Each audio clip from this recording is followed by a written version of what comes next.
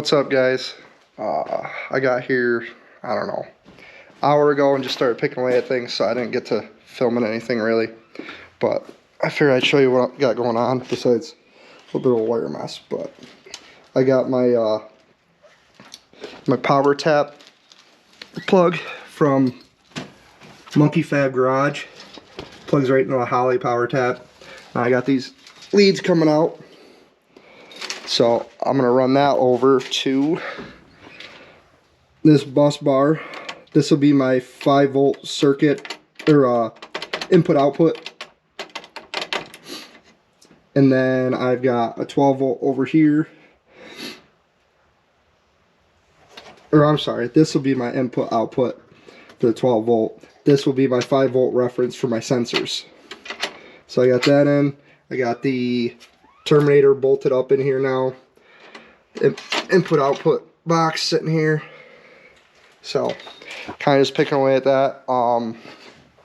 Still didn't figure out the converter issue yet. We're gonna try to swap the flywheel I have in there for my spare flywheel and see if that gains a little bit of a gap.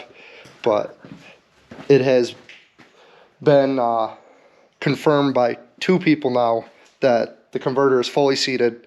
So it doesn't seem like a converter issue. It seems like we got something going on between the flywheel and converter, hopefully. So we're gonna go ahead and probably put that one on today.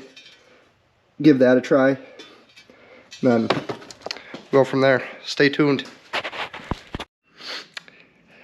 Alright. I don't even know where to start. I'm trying to laugh, but I want to blow my brains out. So this is brand new. Nice, brand new Jags flex plate. For some reason, it's same part number, same everything as my old flex plate. For some reason, that number one, the center ring that goes on the crank, super tight. We always had to fight to get it on, like super tight. Didn't understand that. Then the converter was butted directly against the flex plate. We had no play. You're supposed to have, I think it's an 1/8 to 3/16, something like that. So that's why we were doing this whole converter issue, couldn't figure out. So I talked to Pete at Circle D, and he said, send me some pictures, let me look over it and see if there's anything else, anything that I could point out.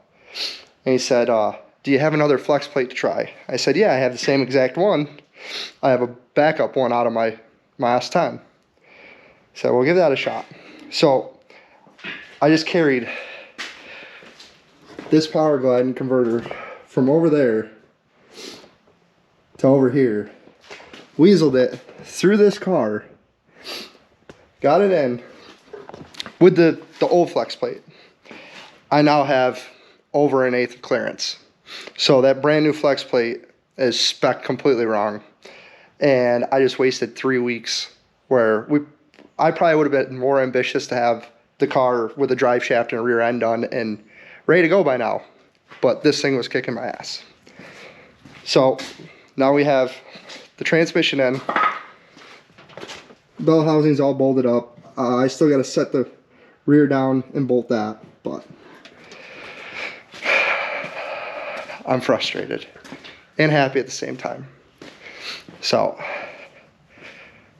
I got I clipped the wires on the power tap. I ran them over. Right here is this will be the 5-volt reference block for my sensors. This will be my 12-volt. I got the line lock hooked up to it right now. So I guess I'm back to plugging away at wiring for a bit, so stay tuned. Alright, I think last update for the day. I got the tail shaft of the glide bolted down, so the transmission's all in there. I didn't do converter bolts yet. I'll probably do that next time when I got a couple people here that'll help me spin over the motor and I can pull the starter off. But yeah, she bolted up in there. And then I decided to pull the center section out finally. What a nightmare that was. most of it I got scraped off, but there was a large bead of silicone on this thing, and I had to beat the crap out of it and use a chisel to get the thing pried back, but finally got it out. I don't know if this rear end ever got used. It's like bare metal in there. Doesn't look like there's ever been oil. I'm sure I don't have good enough light for you to see, but axle tubes look pretty damn fresh. But yeah, that's out, and I'll show you the center section.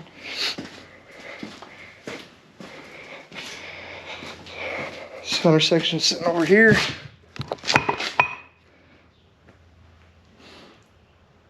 I get that off to the shop to have the rear gears swapped, and then I might change out the yoke. That is a strange yoke, but I don't know why it doesn't look like a 1350 yoke. It looks smaller, but I'll get that verified and figure that out. So from there, I get the rear end done, get that back in. I mean, I kind of can't do a lot of wiring now that the car's up in the air and everything's out of it, but the rear end was a big deal. We wanted to get that done, and then as long as I'm keeping that yoke, we already have the measurements for the drive shaft, so I could probably try to get that ordered too. And those are like the two big things left. Other than that, it's just time consuming wiring that is killing me. I know all I've done is talk about wiring. I never want to wire another car again after this thing. It's way too much work. But I get those two things ordered. The only other issue we still haven't figured out yet is the brakes.